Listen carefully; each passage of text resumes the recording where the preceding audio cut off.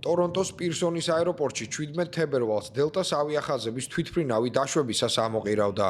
ტორონტოს პირსონის სახანძრო სამსახურის უფროსმა ტოდ ატკინსონმა განაცხადა, რომ 18 მგზავრი საავადმყოფოში გადაიყვანეს.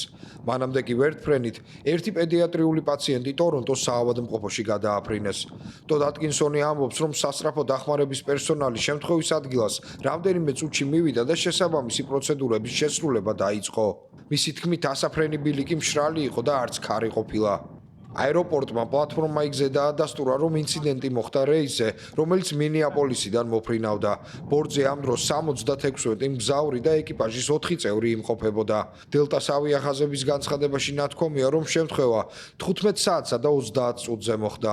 შემთხვევის ადგილას გადაღებულ კადრებში ჩანს თვითმფრინავი, რომელიც დათოვლილ ასაფრენ ბილიკზე თავდაყირად დგას, ხოლო ადგილზე სასწრაფო დახმარების მუშაკები მუშაობენ. შემთხვევის გამომწვევ მიზეზებზე საუბარი ჯერ ნაადრევია, თუმცა ამინდმა შესაძლოა გარკვეული როლი შეასრულა. კანადის მეტეოროლოგიური სამსახურის ინფორმაციით, აეროპორტში თოვდა, ხოლო ქარი 65 კმ/სთ აღწევდა. ტემპერატურა დაახლოებით -8.6 გრადუსი ცელსიუსი იყო.